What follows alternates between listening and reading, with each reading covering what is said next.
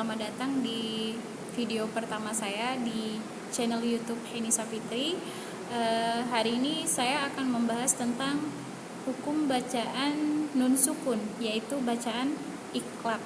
Apabila ada nun sukun atau tanwin bertemu dengan ba, bagaimana cara membacanya? Oke, tanpa berlama-lama lagi, kita lihat video berikut ini. Check it out. Oke, baik. Sekarang kita sudah sampai pada buku yang kita gunakan adalah buku tajwid, metode wafa, belajar Al-Quran dengan metode otak kanan. Oke, pada kali ini kita akan membahas tentang hukum bacaan nun sukun atau tanwin. Apabila bertemu dengan huruf-huruf hijaiyah, maka hukum bacaannya dibagi menjadi 5. Yang pertama idhar halqi, kemudian idgham bihuna, kemudian ada idgham bila guna, yang keempat ada iqlab, yang kelima ada ikhfa haqiqi. Oke, next. Sekarang kita akan membahas tentang hukum bacaan nun sukun atau tanwin.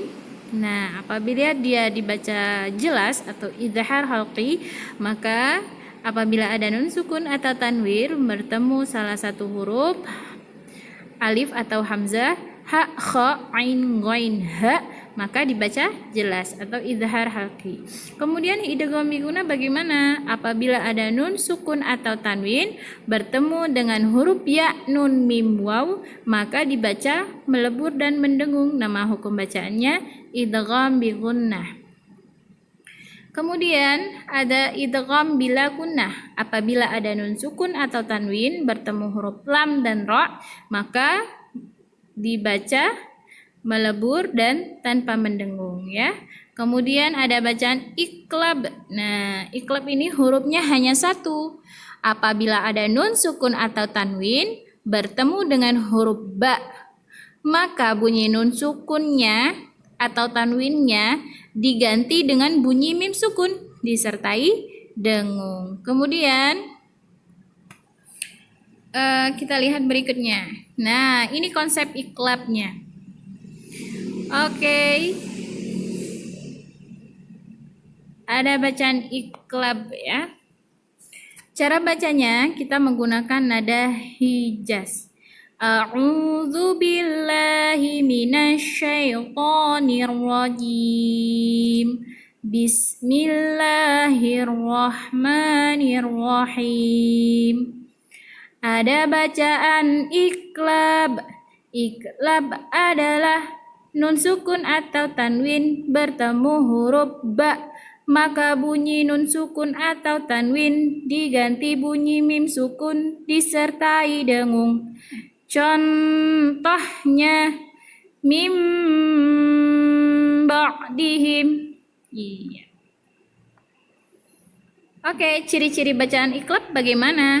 Nah, apabila ada nun sukun atau tanwin, coba. Nah, bertemu dengan huruf ba. Jadi hurufnya hanya satu, nun sukun atau tanwin bertemu dengan huruf ba. Maka bunyi nun sukun atau tanwin diganti dengan bunyi mim. Coba kita lihat contohnya. Contoh dari nun sukun bertemu dengan ba. Nah, sebenarnya kan kalau di contohnya itu cara membacanya min ba'dihi. Aslinya kan min ba'dihi. Tapi karena dia iqlab, cara membaca nun sukunnya diganti dengan bunyi mim sukun, jadi sudah disamarkan, nunnya tidak kedengaran lagi, diganti dengan bunyi mim. Mim ba'dihi, kayak gitu ya. Mim ba'dihi. Iya, coba satu lagi. Contoh tanwinnya kita lihat. Nah, sebenarnya kan di contohnya itu sami'un basirun. Nah, tapi karena tanwinnya bertemu dengan huruf ba, maka dijatuhkan hukum bacaan iqlab. Jadi tanwinnya dibaca mim. Jadi tanwinnya berubah jadi mim sukun. Jadi cara bacanya sami'un basirun. Ya, sekali lagi sami'un basirun. Kesalahan yang sering terjadi kita membacanya sami'um basirun. Itu benar, tanwinnya sudah diganti dengan bunyi mim sukun, tapi kurang dengung.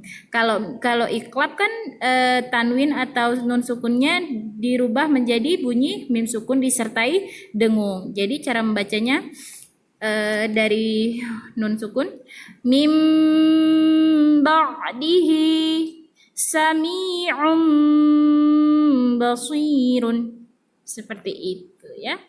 Oke, anak soleh soleha, alhamdulillah semoga bermanfaat ya. Semangat terus anak soleh soleha, selamat semangat belajar Al-Quran. Assalamualaikum warahmatullahi wabarakatuh.